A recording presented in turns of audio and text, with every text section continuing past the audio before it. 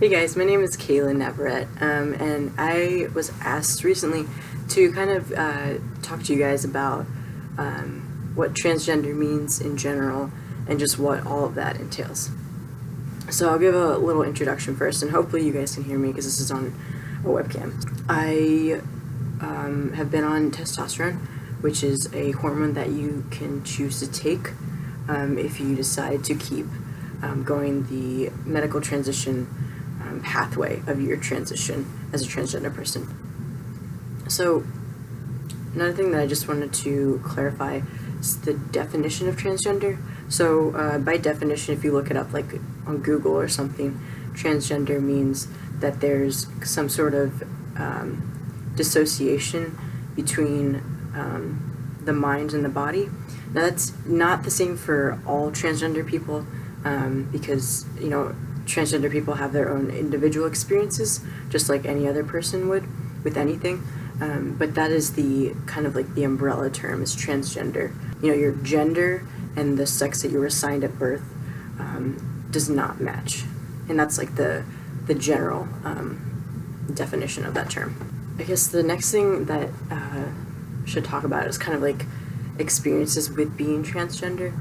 So I came out as transgender in like March of last year, March 2015.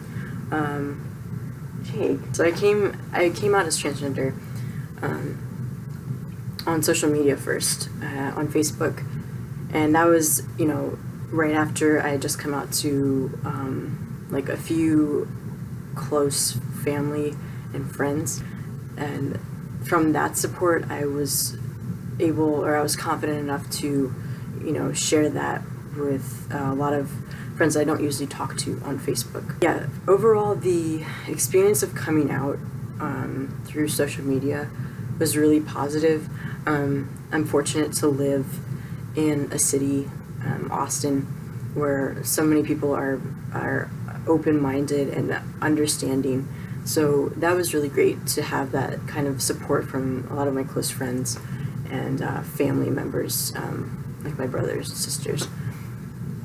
And other experiences, I guess something else I should like kind of talk about is like in school, you know, when you're going into a new semester or going into like a new class, like if you're in high school or like, you know, whatever, and you know, I had to be prepared to tell them that, well, this is what my name is on like my transcript and what it's going to look like before I come into your class, but I actually go by this name and by these gender pronouns and everything. And for the most part, it was really good because I emailed a lot of my professors that I'd either come out to or was just telling that this is how I identify, and if you can please like make a note of that. So for the most part, they were very receptive and understanding, and support can come from a lot of different areas and through a lot of different like ways. Like people show support and care for one another through different ways, which I'm sure a lot of you already know. You know, not just being like coming out as like gay or queer or like non-binary. People who support you are the people who you should definitely try to keep in touch with. And even though they may have a hard time, you know, like switching pronouns at first and switching names and stuff, it's all in good like nature, and they want to be there for you. And that's, you know, one of the things that I've learned over the past few months. Okay, another thing, your time so far in family life. It's been an interesting couple of months, like half a year, I think, or like even, no, it's more than half a year, but since coming out in March, it's been like a roller coaster. I've experienced like a lot of, like I've become more confident since coming out, and I just feel more like I know myself now than I did, you know, over a year ago. Our experiences are on a continuum, and sexuality, gender, anything is like fluid. Like really, it's fluid. Like there's so many changes that happen in your life. It's hard to say that anything is black and white. Now I feel like people are more accepting and understand that that is something that happens, that change is just part of life. I've, made a lot of new friends because I struggle with like depression and anxiety and that kind of stuff, and I've known that for a while, but since coming out as transgender, it's just one of those things that it's like when you, I don't know if this is a good analogy or not, but it's like you get a new pair of shoes and you're so excited to wear this pair of shoes, and you wear them for the first time and you show them off like out in the streets because you're walking around and stuff, and you feel awesome. You're like, this is me, these are my new kicks, and I look like a badass. So it's kind of those, like when you come out, it's kind of one of those things where it just feels right. Over like the past few years, I was like, well, am I gay? Am I bisexual? Like, what the fuck is going on? Like, what is happening? I don't know what's happening. And then when I came out as transgender, and I learned more about what transgender meant, and all these things started clicking, I was like, yeah, like, this makes so much sense. So, yeah, I just feel a lot more confident now, and just a lot more at ease. And even though I still have like I'm a ball of stress all the time, I feel like I know who I am, and that's something that gives me a little more calmness. And then another thing, so family life. So family life, I'm fortunate to have like awesome younger siblings who totally understand what that means, being transgender. And also, I mean, in some respects, like older siblings who understand it, and even though they might have a hard time getting used to the idea of using like different pronouns and a different name, they are still trying, which is something that I really value. Is if a person is trying, then you know that they really care. My parents are kind of hush-hush about it. They, for the most part, get my name right, but the pronouns are something that I don't know if they're ever going to get right, because it's something that, they just, I don't know if they're going to be able to get it right.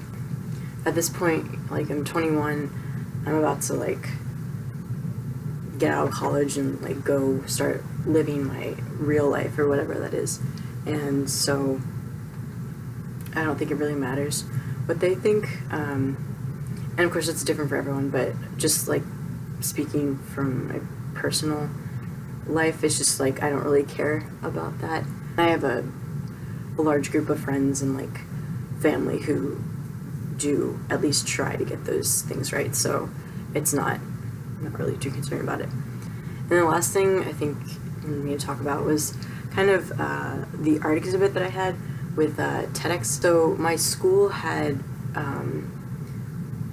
just gotten grants this year. They'd been planning, I think, for a year before to get grants from the TED program, and so they managed to organize and set up a TEDx Stedwards U. That's what the title was, and they basically just got a bunch of people to come in and apply for talking positions, or like giving speeches for the TEDx presentation. And I didn't think I was gonna be a part of it or anything, but they were asking for student applications and student applicants, so I went and applied, and I gave them an idea that I had, which basically was to